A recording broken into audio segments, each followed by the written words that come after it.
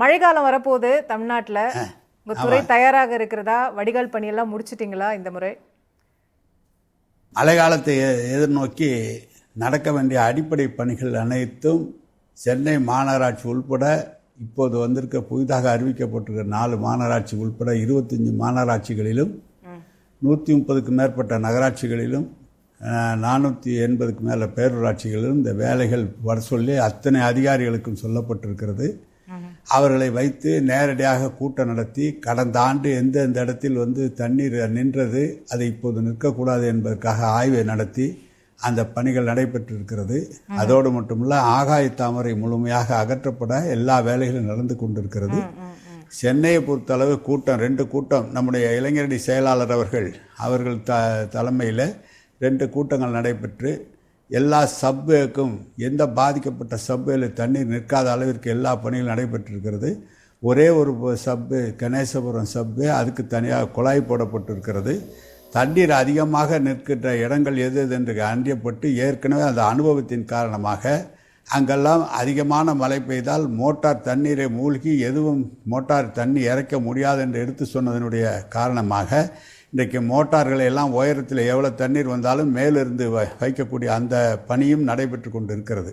எனவே மழை காலத்தை எதிர்நோக்கி மரங்கள் விழுந்தால் எடுப்பதற்கும், தண்ணீர் அதிகமாக வருகிற நேரத்தில் அங்கே இருக்கிற மக்களை பாதுகாப்பான இடத்தில் குடியமர்த்தி அவர்களுக்கு தேவையான அடிப்படை தேவைகளை செய்யவும், மின்சாரம் இல்லாத இடங்களுக்கு ஜென்ரேட்டர் அமைக்கவும், அதே போல் அவர்களுக்கு தேவையான பால் பாக்கெட் அங்கங்கே வைக்கவும், இதையெல்லாம் அந்த ஆய்வுக் கூட்டத்திலே கேட்டார்கள். அனைத்தையும் ஏற்பாடு செய்யப்பட்டிருக்கிறது. இப்போ இந்த வடிகால் பணியில் கடந்த முறையே நிறைய சர்ச்சை இருந்தது, உங்களுக்கு தெரியும். நீங்கள் தொடர்ந்து நம்ம பேட்டியிலலாம் நம்ம போன வருஷம் பேசும்போது கூட நீங்கள் 70% முடிஞ்சிருச்சு, 80% முடிஞ்சிருச்சுன்னு சொல்லியிருந்தீங்க. அதுக்கப்புறம் சென்னையில் தண்ணி நின்னப்போ நிறைய பேர் உங்களை கேள்வி கேட்டாங்க. இந்த முறை அதுக்கான ஒரு கிளாரிட்டி இருக்கா? சரியா 100% முடிச்சிட்டோங்கிறதுக்கான நம்பிக்கை இருக்கா? கரெக்டாக எல்லா இடமும் ஆய்வு செய்யப்பட்டு பூரா எந்தெந்த இடத்துல ஒரு சின்ன இடைவெளி இல்லாத அளவிற்கு எல்லா இடத்திற்கும் இணைப்பு கொடுக்கப்பட்டிருக்கிறது. ஆனால் உங்களுக்கு ஒன்று சொல்கிறேன், இயற்கை மிஞ்ச யாராலும் முடியாது. சராசரியாக சென்னையினுடைய சராசரி மழை அளவு 20 சென்டிமீட்டர் 25 சென்டிமீட்டர் அளவுக்கு பெய்கிற போது தண்ணீர் உடனடியாக 10 மணி நேரம் 12 மணி நேரத்துக்குள்ளாக தண்ணீர்லாம் வடிந்துவிடும். ஆனால் ஒரே நேரத்தில் 40 சென்டிமீட்டர் என்று ஒரு 3/4 மணி நேரத்தில் பெய்கிற போது அதை கடத்துகிற அளவிற்கு செய்ய முடியவில்லை. ஏற்கனவே சராசரி தமிழ்நாட்டுடைய சராசரி மழை அளவுக்கு அதை தான் டிசைன் பண்ணியிருக்கிறோம். எனவே இயற்கையில் நீங்கள் பார்த்தீங்கன்னா வளர்ந்த நாடுகளே திடீர்னு மழை பெஞ்சு கார்கள்லாம் பறக்குது. ஆனால் அதுபோல் இல்லாமல் சென்னையில் அனைத்து அடிப்படை பணிகளும் செய்யப்பட்டிருக்கிறது. அப்போ நீங்க சொல்றது நம்ம வடிகால்களுடைய கொள்ளளவு அப்படிங்கிறது 25 சென்டிமீட்டர் மழை வரைக்கும் தாங்கும். அதுக்கு மேல போச்சுன்னா தேங்கிறதுக்கான வாய்ப்பு ஒரு நாள் தாமதமாகும், அவ்வளவுதான். இப்போ இந்த 25 சென்டிமீட்டர்ங்கிறது ஒரு நாள்ல 25 சென்டிமீட்டரா? ஆமா ஆமாங்க, ஆமா.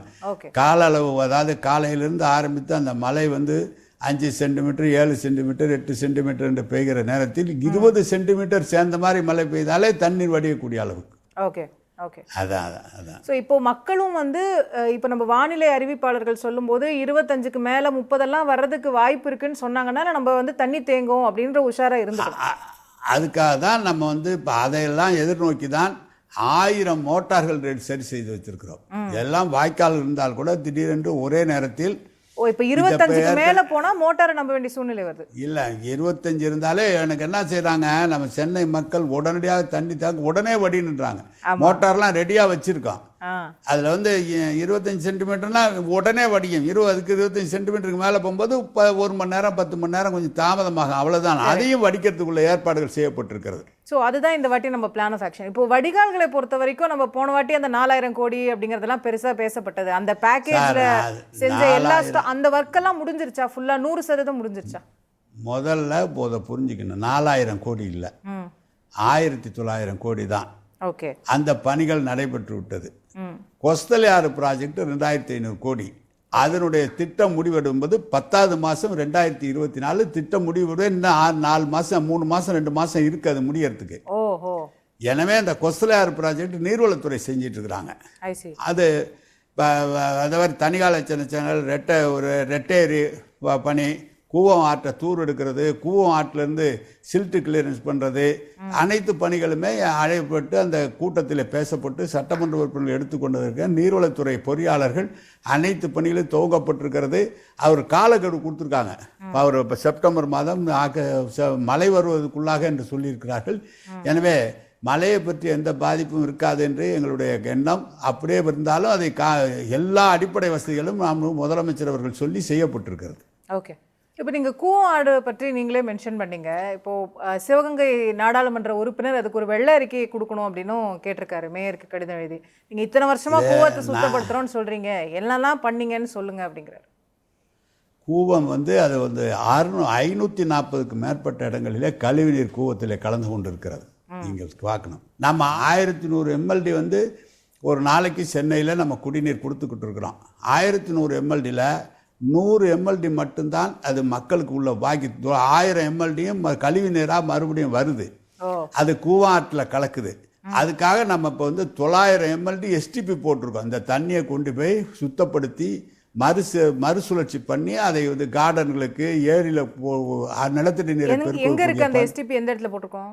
ஏன் இதில் இருக்குது பாருங்கள், நம்ம அண்ணா நகர் கோயம்பேடு பின்னால் இருக்குது, கொஸ்தலை நிறைய இடத்துல இருக்குது. நம்முடைய சென்னை மெட்ரோ கார்பரேஷன் சார்பாக அதெல்லாம் இருக்குது. கிட்டத்தட்ட அந்தந்த பணிகள் நடைபெற்று கொண்டு இருக்கிறது. நடந்திருக்கு. தண்ணி சுத்தப்படுத்தி அனுப்பிச்சிட்டு இருக்கிறோம், ஃபேக்ட்ரி கொடுக்குறோம், கொண்டு போய் நிலத்தடி நீரை பெருக்கிறதுக்கு சுத்தப்படுத்தி நீரை கொடுத்துக்கிட்டு இருக்கிறோம். இதெல்லாம் தாண்டி கிட்டத்தட்ட கூவத்தில் கலக்கிற அந்த தண்ணீரை மறுபடியும் குழாய் மூலமாக சென்று சுத்தப்படுத்தி விடுவதற்கான ஏற்பாடுகள் அதை தொடர்ந்து நடந்து கொண்டு இருக்கிறது. நீங்கள் கூவத்தில் அவ்வளோ தண்ணி வருகிற அதை கிட்டத்தட்ட 40-50 வருஷம் 100 வருஷமாக அதில் கலந்துக்கிட்டு இருந்தது கொஞ்சம் கொஞ்சமாக தான் சரி பண்ண முடியும். சில்ட் அள்ளி வெளியில் போட்டால் மறுபடியும் அதை அள்ளிட்டு போகிறதுக்கு டிராஃபிக் இடைஞ்சல் இருக்குது. உங்களுக்கு இரவுல மட்டும்தான் அதை வேலை செய்ய முடியும். வெளியில் கொட்டினா அதை அள்ளிக்கிட்டு போகிற அதுக்கு சேராக இருக்குது, அது 4 நாளைக்கு காயின்னு.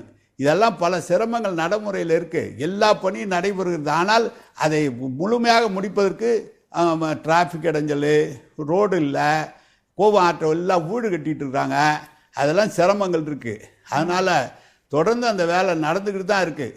அது இந்த வருஷம் நம்ம முதலமைச்சர் அதை செஞ்சா தீர்வுன்னு சொல்லிட்டுருக்காரு. மேலும் அவர் தோழமை கட்சிக்காரர் எம்பி வெள்ளை அறிக்கை கேட்குறாரு. அது மாநகராட்சியில் கூவம் ஆற்றையும் அடையார் ஆற்றையும் பக்கிங்ஹாம் கானல்லாம் அதை சிஆர்ஆர்டி மூலமாக செய்து கொண்டு இருக்கிறோம். சிஆர்ஆர்டி சென்னை ரிவர் ரிஸ்டரேஷன் ட்ரஸ்ட்னு இருக்குது, எங்கள் அமைப்பு தான். அதில் தான் அது மூலமாக தான் அதை செஞ்சுக்கிட்டு இருக்கோம். மாநகராட்சி அதை நீர்வளத்துறை செய்து, சிஆர்ஆர்டி செய்து அந்த பணிகளை செய்கிற அவர் என்னென்ன வேலை எங்கெங்க வேணும்னா நான் சொல்ல தயாராக இருக்கேன். எந்தெந்த காலத்தில் எந்தெந்த வேலை நடந்திருக்கு. இப்போ எப்படி பார்த்தீங்கன்னா அதுக்கு பேர் தானே வெள்ளை அறிக்கை, அது ஒரு அறிக்கையாக கொடுக்குறதே நீங்கள் கொடுத்துருங்கன்னு கேட்குறாரு அவர். அதெல்லாம் முதலமைச்சர் வெளிநாடு போயிருக்காரு, அவர்கிட்ட அனுமதி கேட்காம நானாக கொடுக்க முடியுமாம்மா? அவர் வந்தவொடனே கேட்டால் நான் சொல்கிறேன், கேட்டால் நான் எதை வேணாலும் காமிக்க தயாராக இருக்கேன், இதில் ஒன்றும் இல்லை. ஓகே, அதெல்லாம் ஒன்றும் இல்லை. இப்போ நீங்கள் கொடுக்க தயாராக இருக்கீங்க, சிஎம் வந்தோடனே கேட்டுட்டு அதை வெளியிடலாம். ஏங்க நாங்கள் தான் சொல்கிறேன், எந்த இடத்துல என்ன வேலை நடந்திருக்குங்கிறது நான் சொல்கிறேன். அதே மீறி இது தப்புன்னு சொன்னால் நீங்கள் கேட்டால் நாங்கள் சொல்கிறோம், அதில் என்ன இருக்குங்க? இந்த கூவங்கிற பிரச்சனையில் வர கேள்வி என்னென்னா, நான் குழந்தையா இருக்கிற காலத்துலேருந்து கூவத்தை நம்ம சுத்தப்படுத்திக்கிட்டே இருக்கோம், அதுல பல ஆயிரம் கோடிகள் நம்ம போட்டிருக்கோம். அப்போ ஏன் அந்த ஒரு இஷ்யூ இருக்குன்னு ஒரு மீள்பாவை பார்க்கறதுல என்ன சிக்கல் இருக்குது? அது என்னதான் பிரச்சனைன்னு அதை கண்டுபிடிக்க ஒரு வெள்ளை அறிக்கையை வெளியிட்டா மக்களுக்கு தெரியுமே.